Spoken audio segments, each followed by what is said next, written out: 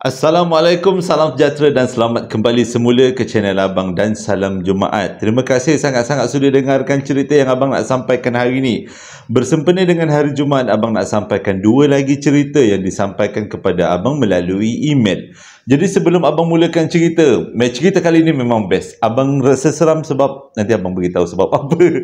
Jadi sebelum kita mulakan cerita, marilah kita sama-sama berdoa kepada Allah Ta'ala. Semoga Allah panjangkan umur, murahkan rezeki, berikan kesihatan yang baik untuk kita semua dan permudahkan segala urusan kita dunia dan di akhirat. Dan semoga Allah memberikan syurga buat mak ayah kita, juga memberikan keamanan untuk kita satu dunia. Tanpa membuang masa lagi, Abang akan mulakan cerita kali ini dengan A'udzubillahi minasyaitonirrajim. Bismillahirrahmanirrahim. Allahumma salli ala Sayyidina Muhammad wa ala ali Sayyidina Muhammad. Cerita kali ini disampaikan oleh Intan, berlaku pada 15 tahun yang lepas dekat Pekan Pahang. Kalau dikira-kirakan, ia berlaku di antara tahun 2010, 2011, lebih kurang macam itulah. Kisahnya bermula bila Intan pada waktu tu berumur awal 20-an. Jadi dia kata pada waktu tu yang dalam pemikiran dia hanyalah untuk mengumpul duit, cari duit untuk keluarga, adik-beradik ramai, tolong mak ayah. Itu je yang benda yang bermain dekat fikiran dia. Jadi dia carilah mana-mana peluang kerja yang boleh dia buat dengan kelulusan yang ada, dengan kemampuan yang dia ada sebagai seorang perempuan. Pada waktu tu perempuan muda kan. Jadi cari, jumpalah satu kerja kosong sebagai pembantu kedai makan dekat Pekan Pahang lah ni. Lepas tu disebabkan dia rasa macam tak selesa kalau nak pergi ke Pekan Pahang sorang-sorang daripada kampung dia, maka dia pun carilah mana-mana kawan-kawan yang nak sama kerja dengan dia. Cari, akhirnya Intan jumpa dengan kawan baik dia yang katanya nak sama-sama juga mencari peluang pekerjaan, iaitu namanya Rozi. Jadi pada hari yang ditetapkan, selepas berhubung dengan pihak kedai kata boleh bekerja dengan dia. Jadi dia disediakan juga tempat tinggal. Betapa bagusnya kedai makan ni. Ini sebenarnya bukan kedai makan biasa. Dia adalah kedai makan seafood. Kedai makan fast food. Fast food macam KFC, McD macam tu kan. Jadi dia kata disediakan tempat tinggal. Pada hari yang ditetapkan, Rozi dan juga Intan bertolak dah daripada kampung halaman dia, menghala ke Pekan Pahang. Bila sampai dekat Pekan Pahang, kagum betul dia dengan pembangunan di kawasan Pekan Pahang tu, sangatlah meriah dia kata. Dan berjumpalah dia dengan manager kedai makan yang dimaksudkan. Kedai makan tu menyediakan tempat tinggal. Dan pada hari yang sama sebelum mereka masuk kerja, si manager ni tadi bawalah mereka berdua pergi tengok-tengok kawasan tempat mereka akan tinggal. Jadi pada hari mereka sampai tu, mereka tidak dibenarkan, bukanlah tak dibenarkan, tidak digalakkan untuk pergi bekerja. Mereka perlu berehat kerana mereka akan mula masuk bekerja pada hari esoknya. Jadi bila sampai dekat tempat asrama tu, benda pertama yang menjadi masalah bagi Intan dan juga Rozi adalah masalah kebersihan. Sebab dekat situ menempatkan lebih daripada 10 orang pekerja. Bila dah ramai-ramai duduk berkumpul-kumpul dekat satu kawasan asrama, macam-macam perangai akan ada. Benda yang tak jadi best pun jadi tak best kadang-kadangnya. Dan benda yang tak best tu adalah kebersihan. Sebab daripada kecil Intan kata dia memang agak cerewet dengan bab-bab kebersihan, terutama kebersihan tempat tidur dan juga tandas.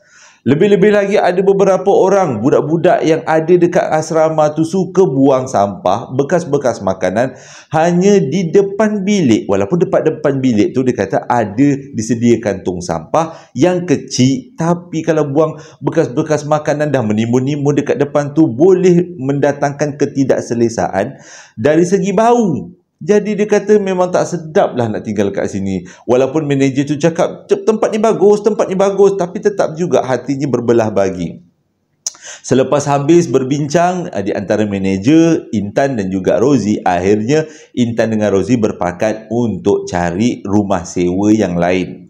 Kalau kata nak sewa rumah tu boleh dikatakan mahal jugalah kawasan Pekan Pahang tu. Jadi disebabkan dia nak sangat pindah daripada situ, tak nak duduk dekat asrama, cari dengan bantuan manager, akhirnya jumpalah bilik sewa. Dan bilik sewa tu terletak dekat satu kawasan kedai, dan kedai-kedai tu dijadikan bilik-bilik sewa lah.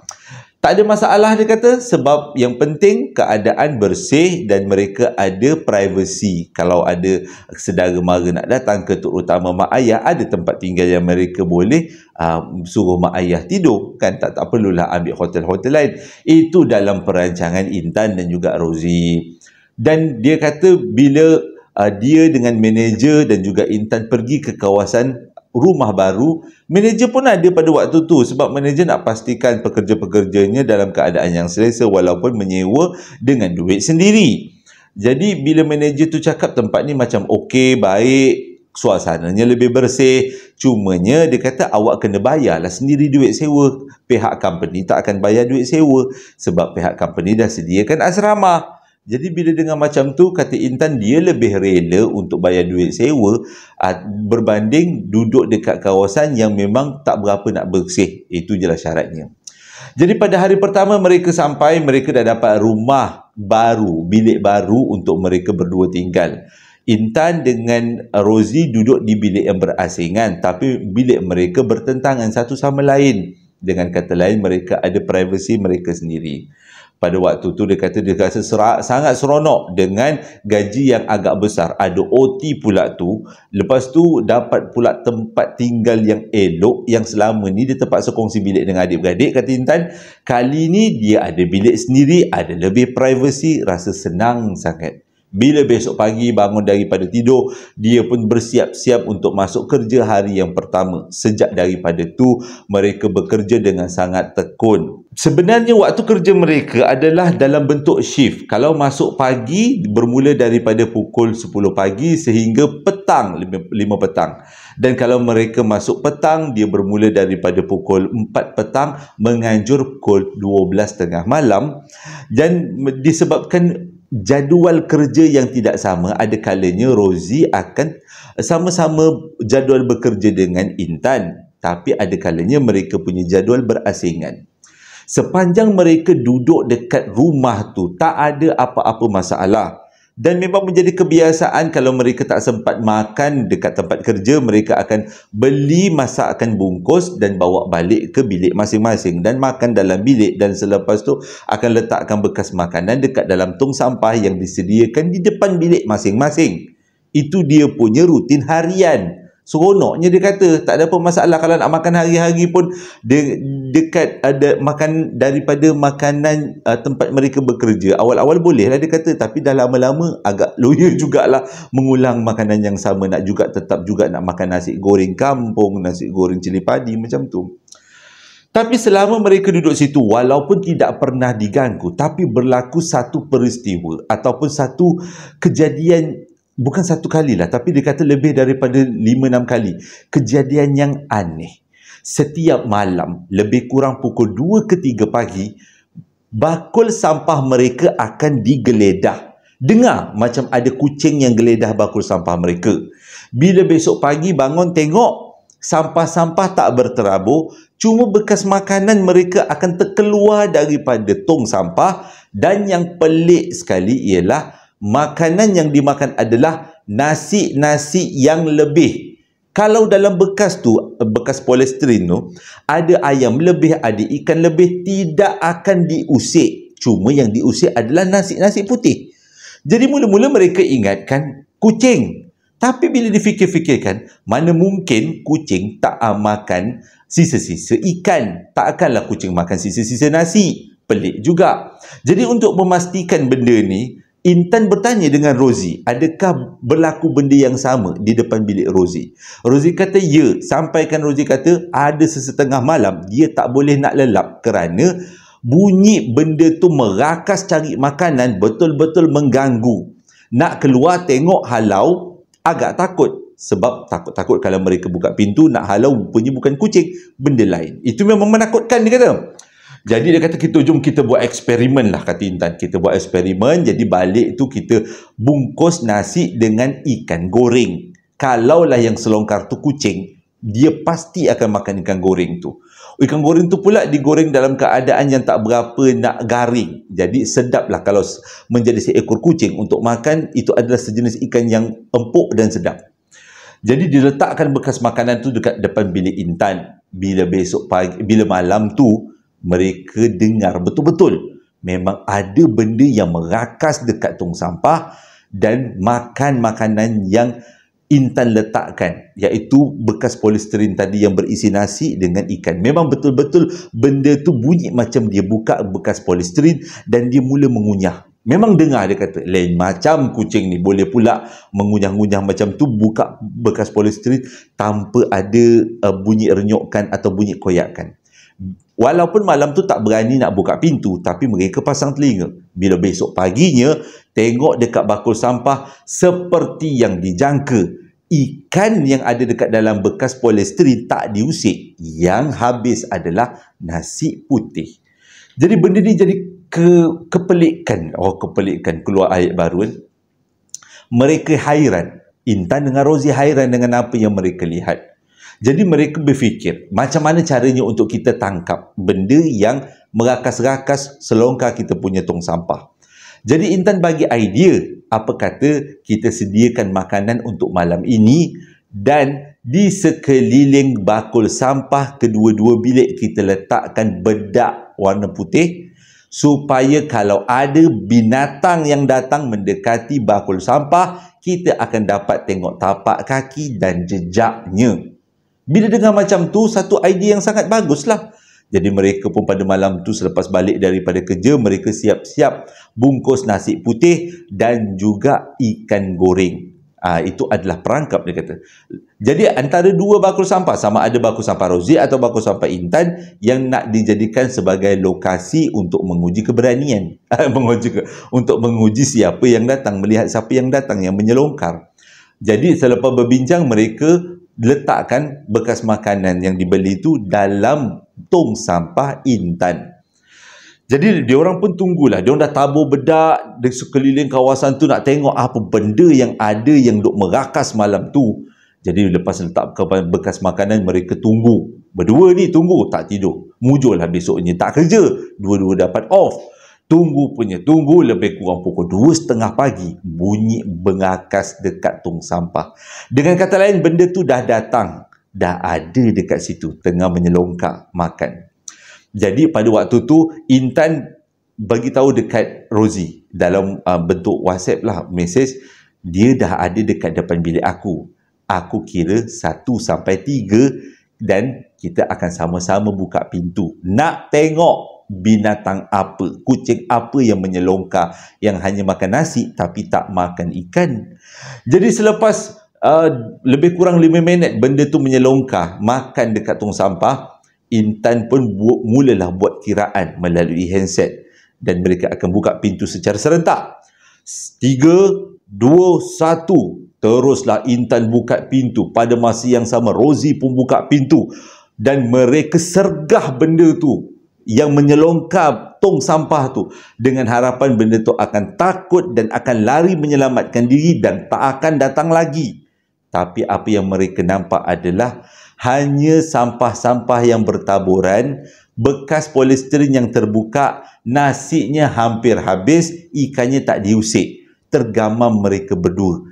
Mana pula datangnya binatang tu? Kenapa dia binatang tu tak ada? Sedangkan waktu mereka buka pintu memang dengar binatang tu tengah makan. Mana binatang tu pergi? Tak akan binatang tu bergerak begitu laju. Dalam keadaan keliru, Intan dengan Rozi berpandangan satu sama lain. Tiba-tiba mereka perasan dekat depan tong sampah tu kan ada tepung, ada bedak kan. Dekat bedak-bedak yang dituang tu ada 2 tapak kaki. Bentuk tapak kaki macam kucing, tapi dia agak panjang-panjang dan besar. Pada waktu tu, mula-mula yang nampak tu adalah Rozi. Rozi bagi isyarat pada Intan. Tu, ada dekat situ. Dia nak cakap tapi dia tunjuk-tunjuk lah. Jadi Intan pun perasan ada 2 tapak kaki. Mula-mula mereka cuba untuk mendekati tapak kaki tu. Nak tengok tapak kaki tu, tapak kaki apa. Tapi belum sempat mereka lanjut untuk tengok apa tapak kaki tu, tiba-tiba tapak kaki tu bergerak. Dengan kata lain, benda tu masih ada dekat situ, tapi mereka tidak nampak. Benda tu mula berjalan. Macam mana mereka tahu? Sebab mereka nampak bedak-bedak yang ada di sekitar tong sampah sudah menunjukkan kesan-kesan tapak kaki seperti berjalan. Waktu tu Intan kata dia dengan Rozi tergamam, tak tahu nak cakap apa, tapi berharap benda tu memunculkan diri supaya mereka tahu apa yang mereka hadapi. Tapak kaki tu terus berjalan meninggalkan, dia 2 tapak kaki dia kata, meninggalkan bakul sampah dan pergi ke sudut dinding di kawasan bilik, kawasan ruang lega. Bila sampai dekat dinding, satu lagi kejadian yang menakutkan. Tapak kaki tu memanjat dinding dan berhenti dalam beberapa ketika dan meneruskan lagi panjatan sampailah dia betul-betul dekat hujung dinding atas. Waktu tu Intan dengan Rozi dah tergamam, tak boleh nak buat apa, cumanya nak tahu ke mana tapak kaki ni pergi sebab mereka nak tahu apa sebenarnya. Jadi tapak kaki tu berhenti selepas sampai ke bumbung. Mereka agak benda tu akan berhenti dekat situ je. Tapi sangkaan mereka meleset. Tapak kaki tu terus meneruskan langkah. Tapi kali ini di siling rumah. Siling dekat kawasan legar di dalam tempat mereka tinggal. Pada waktu tu kedua-duanya rasa macam ini bukan sesuatu yang boleh dibuat main. Bila benda tu habis melangkah dan tapak kaki tu ada dekat atas siling, dekat nampak tapak kaki kan, sebab tadi letak bedak nampak putih dan benda tu berhenti dekat siling. Pada waktu tu Intan pun masuk bilik, tutup pintu kunci, begitu juga dengan Rozi masuk bilik kunci. Dan selepas tu mereka hanya pasang telinga apa yang berlaku seterusnya. Selepas beberapa ketika, tong sampah mereka kembali digali dan mereka tak berani nak buka pintu. Mereka tak sanggup kalau kali kedua ni benda tu memunculkan diri, ia akan menyebabkan perasaan jadi tak tentu hala. Jadi mereka biarkan benda tu makan dekat tong sampah. Besok pagi tak sempat buat apa-apa, mereka pun pindah masuk dalam asrama. Sebabnya nak cari rumah sewa lain tak ada, nak bayar deposit dengan tuan rumah dah tak ada duit, gaji belum dapat, kerja belum mula lama lagi, belum sebulan kerja. Jadi mereka pun berpakat masuklah ke asrama semula. Jadi bila manager tanya kenapa, dia tak jawab, dia tak beritahu pun. Sampailah ke saat ni dia tak beritahu. Yang kata dia terserempak dengan makhluk alam sebelah, tapi dia simpan rahsia tu. Dan bila dekat asrama diceritakan dengan kawan-kawan dia apakah ceritanya, apakah pengalamannya, supaya menjadi iktibar kepada semua. Cerita kedua disampaikan oleh Syahmi, berlaku pada tahun 2019 dekat Ipoh, Perak. Dan Syahmi sebenarnya dia kejadian yang kedua ni adalah berlaku dekat sekolah. Kalau kita cerita tentang sekolah, terutama sekolah asrama penuh, memang banyak kejadian-kejadian pelik. Tak tinggal juga dengan kejadian kali ini yang abang nak ceritakan. Pada waktu tu Syahmi tinggal dekat satu sekolah asrama penuh dekat kawasan Ipoh. Dia kata memang tinggal dekat asrama penuh ni memang macam-macam cerita.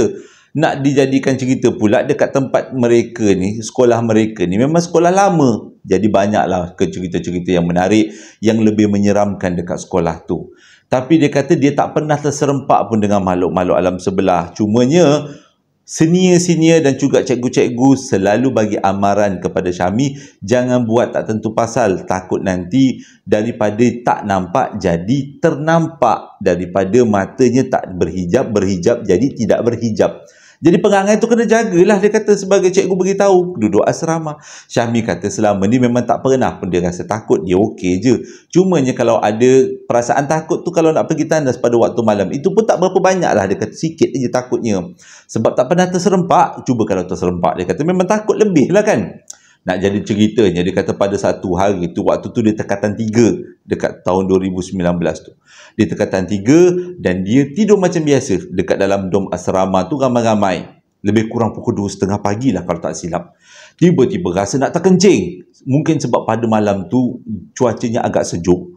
Lepas tu pula angin yang bertiup dekat luar tu agak kencang. Jadi disebabkan tu cuaca pada malam tu memang sesuai untuk nak terkencing tengah malam. Itu semua dah takdir Allah Ta'ala sebenarnya. Benda nak jadi.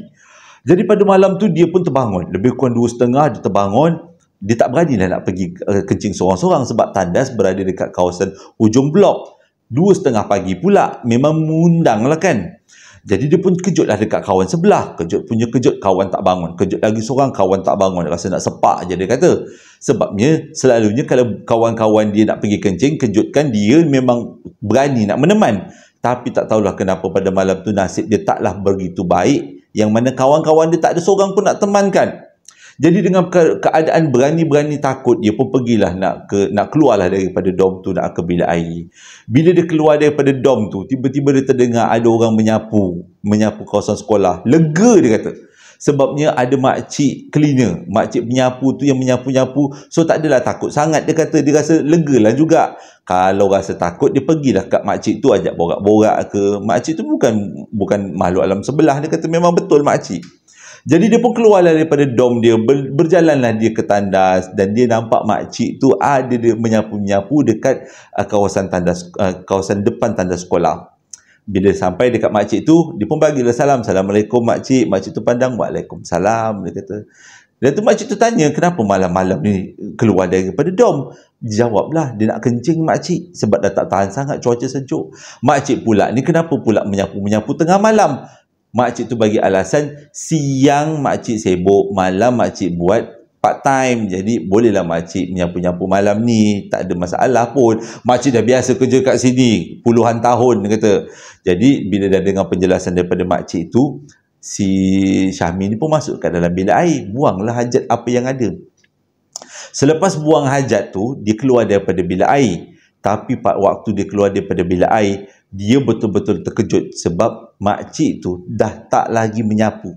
Tapi makcik tu berdiri dekat depan pintu utama tandas, tak berapa jauh daripada Syukri, lebih kurang 5 langkah, dan penyapunya ada dipegang di tangan sebelah kanan. Matanya memandang Syukri dengan pandangan yang kosong, pandangan yang menakutkan.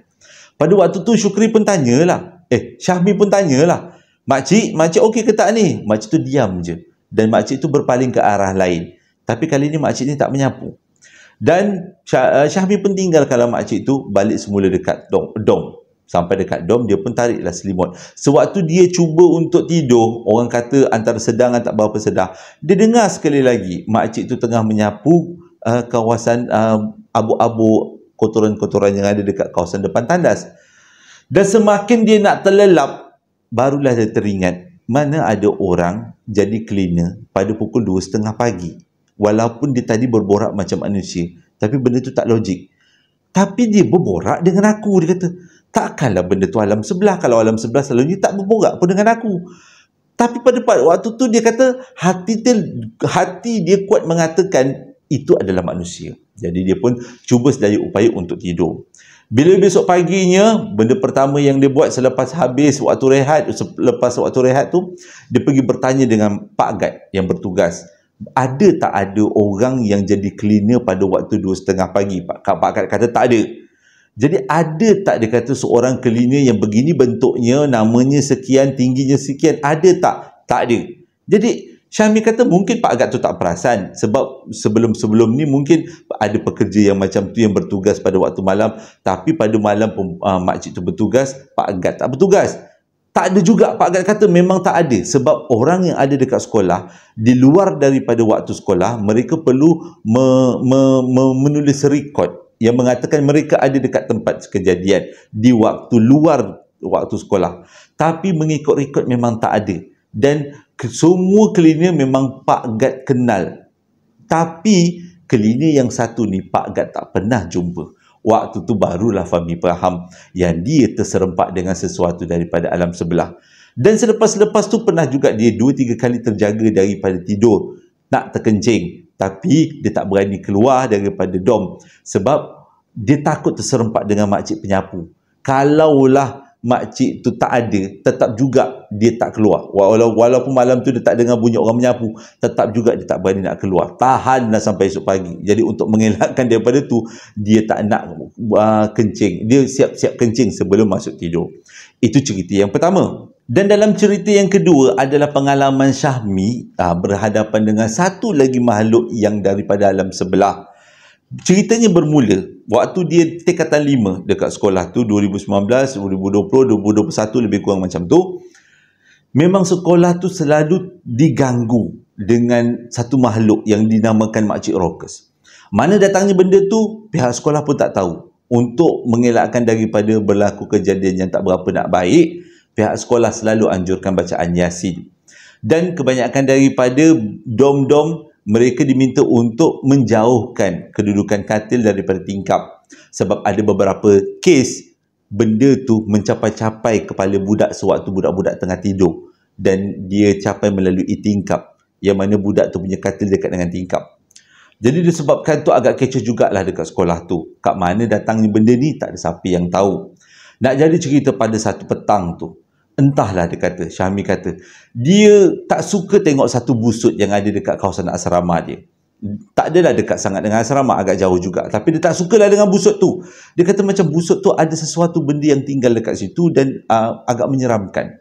Jadi disebabkan tu, balik daripada sekolah, nak balik ke asrama dia, dia berselisihlah dengan busut. Sebenarnya busut tu memang busut untuk rumah anai-anai ataupun rumah semut.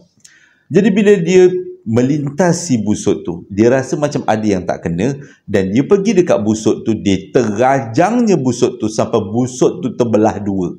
Bila busut tu terbelah dua, barulah dia rasa macam, nak kata puas hati pun tidak, tapi lebih kepada tak ada apa-apalah, itu bukan itu. Apa yang dia rasa perasaan takut dengan busut tu hanyalah khurafat, dia kata.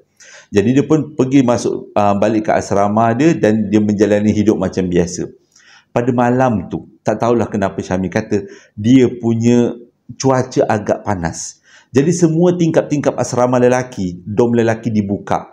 Nak kata takut juga dia kata, tapi lebih takut kalau dalam keadaan panas untuk tidur tu, satu benda yang sangat menyeksakan.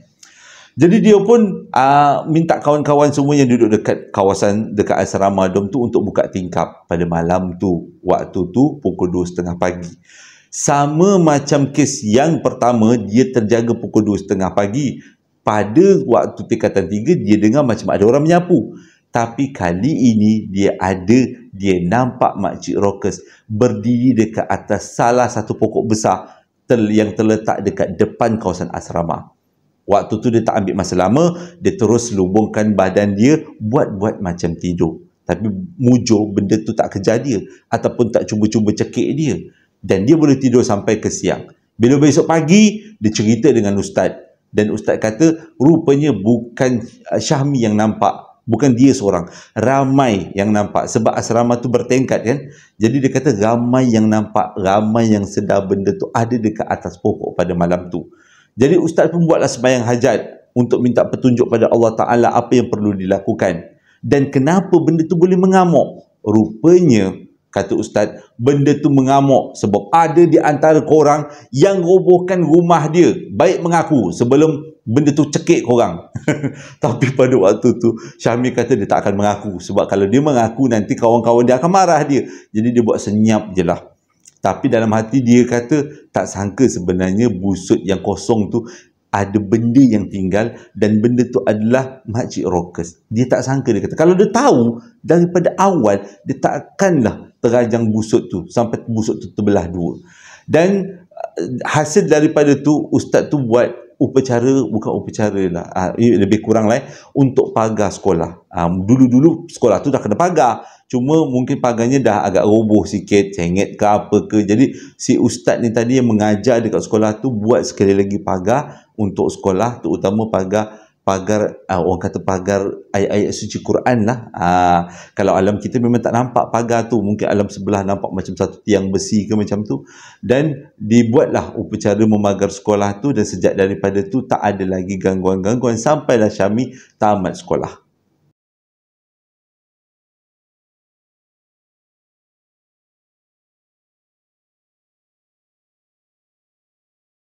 Terima kasih sangat-sangat sudi nak dengarkan cerita yang abang sampaikan kali ini. Jadi hari ini tak ada lagi ucapan sebab penutupkan hari Jumaat, ucapan hari Senin nanti. Moga-moga cerita yang abang sampaikan hari ini dapatlah menghiburkan. Santai-santai je sebab dah beberapa hari sebelum ni banyak cerita-cerita berat abang dah sampaikan. Dan kalau cerita berat abang sampaikan hari ni, Jadi rasa macam stres nanti. Jadi sebelum abang tamatkan cerita, pada yang nak dapatkan perapan sati, sambal lara dan juga coklat moist, boleh tekan link yang abang sediakan di bawah setiap video. Bolehlah rasai resepi-resepi daripada keluarga abang. Okey, terima kasih sangat-sangat dengarkan cerita kali ini. Hingga berjumpa lagi 2 hari akan datang. Assalamualaikum warahmatullahi wabarakatuh.